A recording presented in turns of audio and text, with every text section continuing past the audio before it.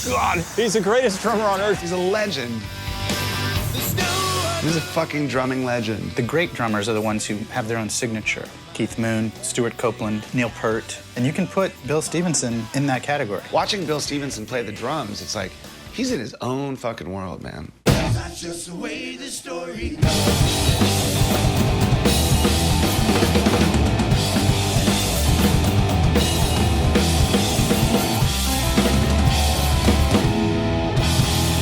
That kind of drummer ain't that common. I fucking worship that dude. He's really a great player, both an inventor and absorber of ideas. You can always see like the hamster wheel going up top. You remember in the Terminator movies, how like if you're looking at something from the perspective of the Terminator, that's what I think happens in Bill's brain. You say something to him, and he goes, and then he starts like thinking about all of the various ways that might impact everything. And so during that time, he may be, you know, doing this. But man, the stuff he expresses through music has always moved me. He's more reliably delivered goosebumps to me than almost any songwriter. Hello, it's me, your son again. He will not bow under to being clever. He will not bow under to making a cheap rhyme scheme. And he will take the trouble of making you very uncomfortable in the name of making you feel something.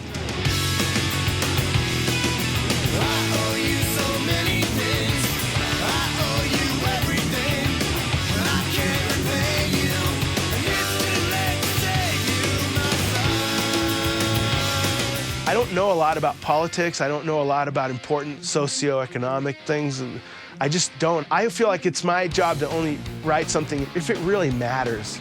You know, even if it only matters to me. All I know is the world came between us and the love got left behind. No nude flash funeral, half-mast flags on the day that our love died. The great thing about his songs, everything, must absolutely be tied to a real experience in his life. I don't ever have a guitar on when I write a song. Right when I wake up in the morning, I mean the first 30 seconds, the melody will come with the lyric, something that I've been ruminating upon in the subconscious. For instance, even though you'll never come clean, you know it's true. Those sheets are dirty, and so are you. Okay, that was a complete thought, a melody, lyrics and chords in my head, like the way you hear it on the record. I heard that when I woke up. I didn't strum around or plink around. It was just like, oh, that's Clean Sheets. It's done.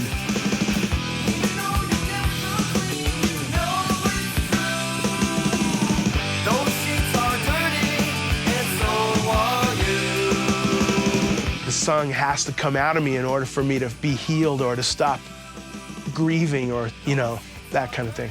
I mean, the last song I wrote that I thought was, you know, murderous was One More Day. We gonna talk about your dad a little bit?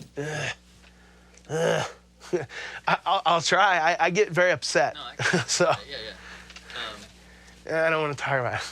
That's right. I don't want to talk about my dad. His father was a complicated man in many respects, and I think they had a very complicated relationship.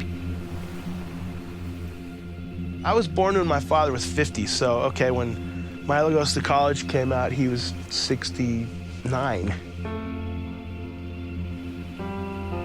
He was a good man, but he was very, very cruel, and very, very cold. He would sleep for 1 hour in the morning when he got home from work, and then he would go to his other job, and then he would sleep for 1 hour in the evening, like after giving me dinner and stuff, and then to go to his night job, you know. So he would sleep for 2 hours a day, like 1 hour in the morning and 1 hour at night. He did that for a lot of years. My mom put us into like financial ruination, you know, 'cause she was an alcoholic and everything, and so he had to catch up, and you know, he stepped up to the plate, and he did what had to be, you know, to be done to get us so we wouldn't lose our house and all that, you know. I had so much admiration, you know, for him because of that. But at the same time, you know, he was such a cold man.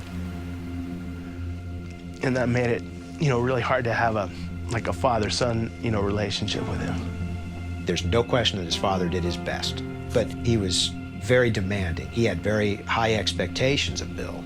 He had a good plan for me, and I think it worked, but, you know, he about killed me trying to implement the plan. You know, at a certain point, I think Bill figured out that there wasn't really anything in the world that he couldn't figure out how to do. He embraced the kind of effort that, you know, the sort of grassroots, build it from the ground up kind of DIY ethos. That's, you know, he lives, eats, and breathes that. There's certainly some parts of his upbringing that bring him to that place. When his dad got really sick, he brought his dad out from California to Colorado, and their relationship, unfortunately, didn't end well. We never had a good relationship, and I tried to take care of him when he was sick. Like, I would carry him to the bathroom and everything. I would have to roll him over to change positions to sleep because he couldn't move, and, you know, carry him and all this stuff. And, you know, I did that during the last, like, year and a half of his life, and he hated me every single second I was doing it. You know, they moved him to a nursing home, and he died within a couple of days. Now, I've always felt that it was pretty likely that Steve didn't want to die in front of Bill. So One More Day was, you know, just, his relationship with his father was so complicated. The song offered me closure, but it took, you know, a few years. Time heals all wounds, I guess is what it is. One more day, like yesterday. I pick you up, you put me down. Wish you were still around. For one more day, like yesterday. With you.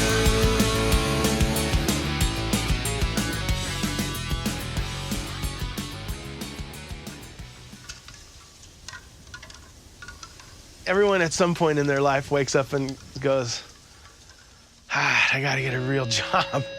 At the point where we were opening up for Pennywise, making $300 a night, it was like, well, hey, guess what? Need a new plan. Time for a new me. You know, Bill was married, I was married, Carl was becoming unmarried. I had just been divorced, you see, so it didn't matter to me. It's like, oh, we got a big empty hall to play to, big fucking deal.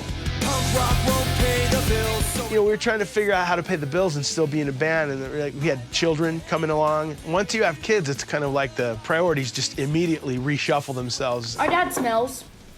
He farts a lot. He's awesome, and he kicks my butt at basketball.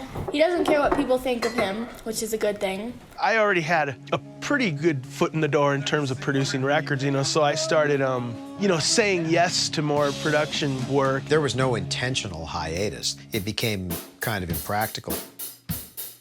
And maybe that would have changed, you know, but I decided to move to Tulsa. You know, my in-laws were here, and I wanted my family to have extended family close by. Just the good-looking guy.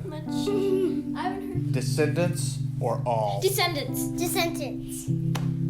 When we started the band, none of us really expected to make a dime out of it, and we were just happy to be able to afford the burrito the next day and gas to get to the next town. Hit a point where people have wives and children, they start having expectations. And suddenly I had no wife and no band. It was like two things that I thought were kind of permanent factors in my life were kind of gone.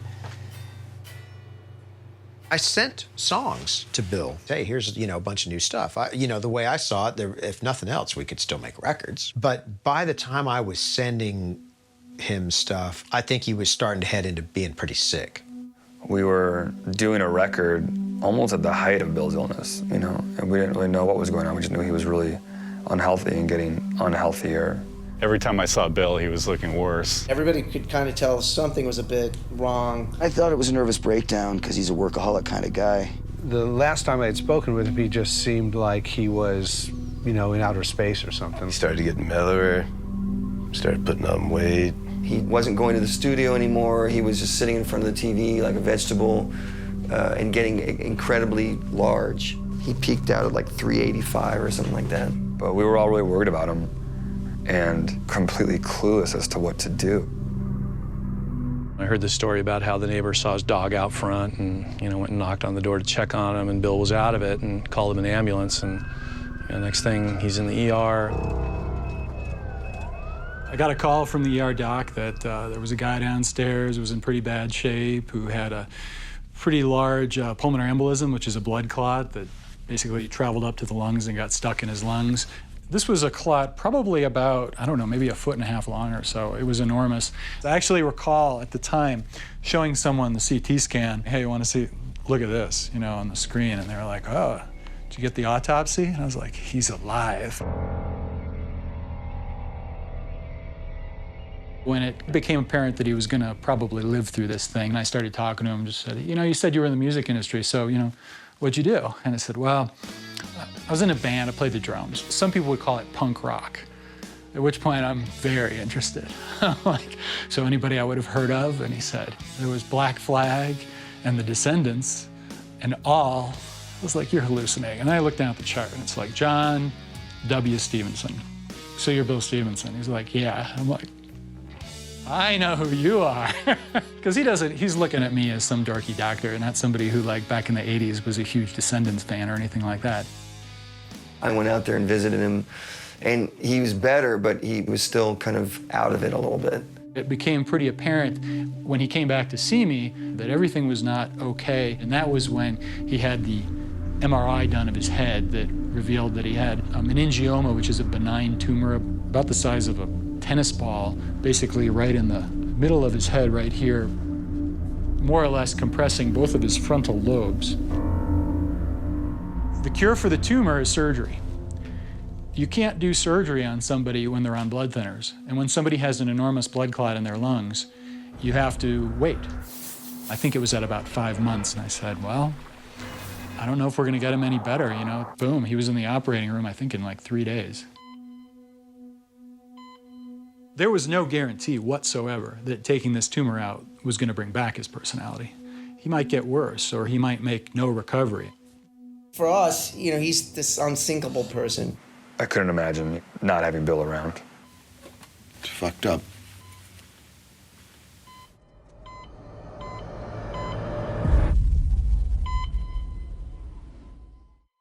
So they went in and put me under, and they sawed my head open, and they removed a 6.5 centimeter meningioma out of my skull and bolted my head back together with titanium plates. And here I am. We were all prepared for a long, rehab process, but that didn't happen. He survived 2 things that would kill a normal person. When I came up out of the anesthesia, I lifted my head up out of the pillow, and I just remember just going, yeah, like, yes, I knew I wasn't getting old. He called me like 2 days after they removed it, and he was just on cloud 9. It was like a veil was lifted. It was just like, bam, like that's the Bill I met when I joined the band. Because it had grown exponentially, like kind of in a parabola over years, I just had acclimated to that pressure, and I just thought that that's what a person's head feels like, and that that's what I was going to be like. I was going to be an old, lame, huge fat guy. So it was so cool when they got it out of there, and it was just, everything just became really easy.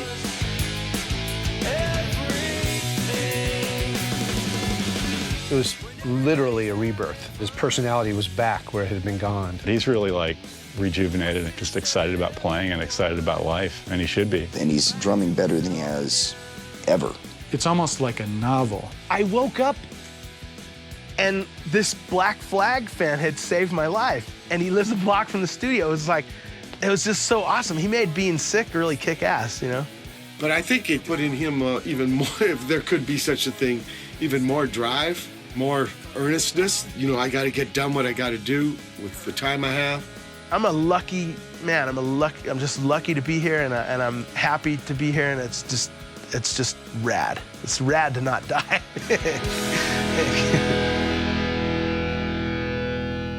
With Bill's health issues now resolved and the massive debt that was incurred when Bill couldn't really work, with medical bills stacked on top of that, I think Milo was like, maybe we ought to take a few shows. Johnny Circus and Sean Carlson here with Fun Fest. And today we have the Descendents. I really, really wanted to see him back on the drum set. I wanted to be able to turn around and watch him doing the Bill thing. Hey! We're the Descendents! Which, sure enough, that's how it's been. It's been absolutely incredible. because we've gone away. Here's a message from me and Ray. I look back and he's almost always has a smile on his face. He's just back there like, as you might expect from someone who almost lost their life twice. He has a new reason to live. He's living it, and he's doing it back there on the drums, and just like this big shit-eating grin on his face. Milo sort of figured out, I can do this in this limited way, and it works for me, and it's cool. Just blast in there, have a ton of fun, and then go back to my science thing. It's fun, man. It's, you know, I think it's easier now because, you know, a lot of the problems that might have existed personally and professionally don't exist now. We certainly all have separate lives and get together and do this music, and it's a little bit like a time machine, you know? Part of you is definitely still existing in the time and space where you wrote the song.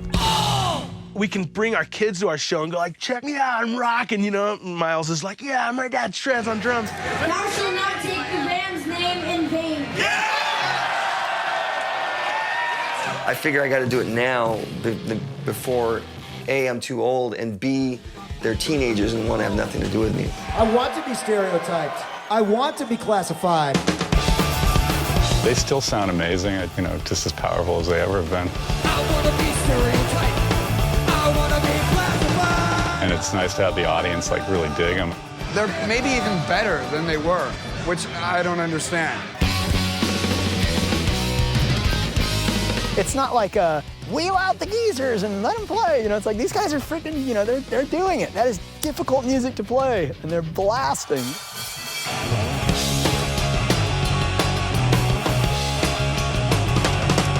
I didn't even watch any of the show. I sat just facing the audience the entire time because I just couldn't get over it. It was like fucking Van Halen or something. They've got such passionate fans. Like, they've got fans that will die for them. The best fucking songs. They were some of the fastest players. How cool is it to have a song about fishing? Descendents really spoke to me, and I really felt like that, man, they must be exactly like me, because this song is exactly how I felt. He wrote the stories of you know, of a lot of people's lives. Yeah, you know what I mean? It's like the music always is like the soundtrack to our youth. I don't know. I can't tell you enough about what they've done for me. Well, if I had a child, his name would be Milo. I mean, he's a scientist and he's a punk rocker. What cooler thing can you be? Für mich sind die Descendents eine wunderbare Mischung aus Komplexität, aus Punkrock, aus Melodie.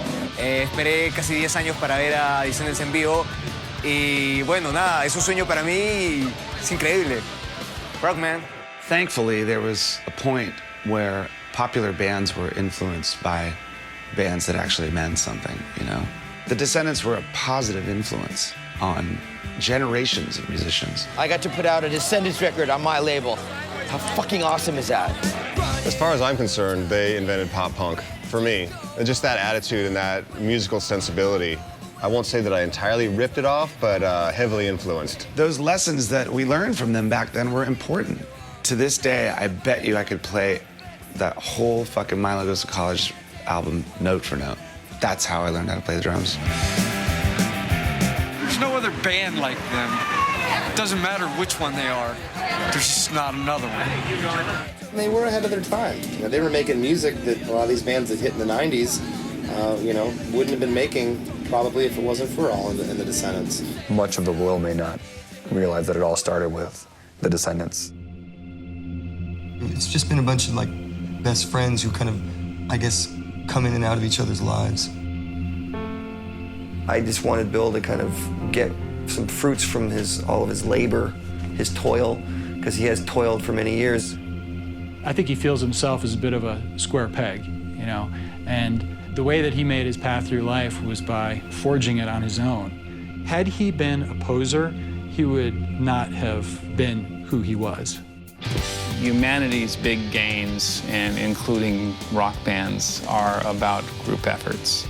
If an individual can find a group of people who will share that enthusiasm and hard work and focus and keep that going, you get incredible productivity from it.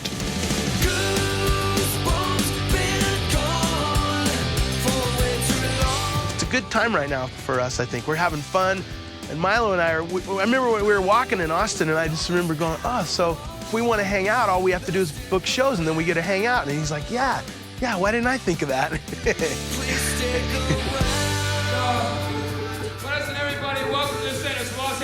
California.